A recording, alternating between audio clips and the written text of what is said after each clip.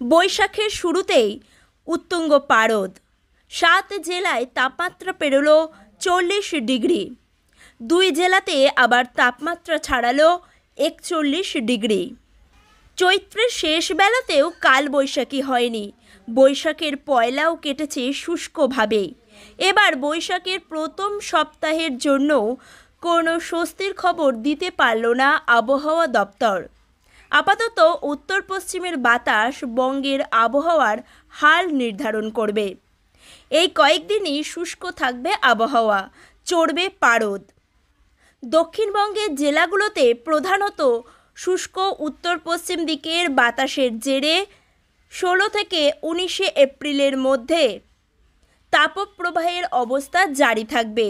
গরম এবং অস্বস্তিকর আবহাওয়াজনিত অস্বস্তি বাড়বে।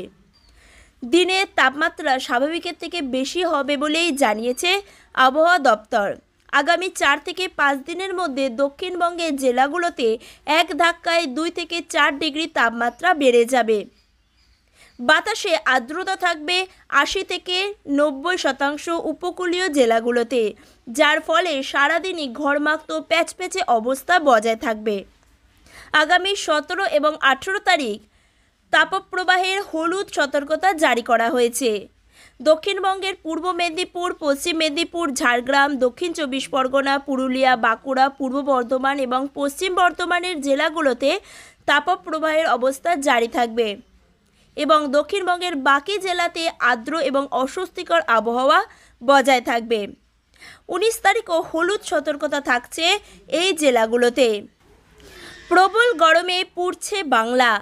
43 ডিগ্রি ছোঁয়ার পথে পশ্চিমাঞ্চলের জেলাগুলোতে। সোমবারই 42 ডিগ্রি পার করেছে পানাগড়ের তাপমাত্রা। কলকাতার পারদও এবার পৌঁছাতে চলেছে 40 ডিগ্রির ঘরে।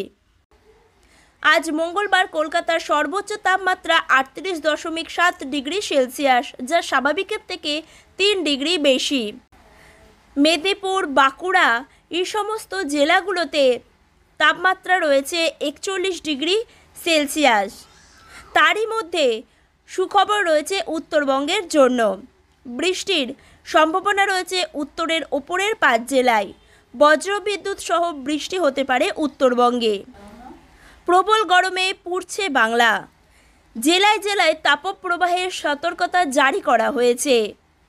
দুপুরে 5 ঘন্টা সতর্ক হয়ে বেরোনোর পরামর্শ দিয়েছে হাওয়া অফিস।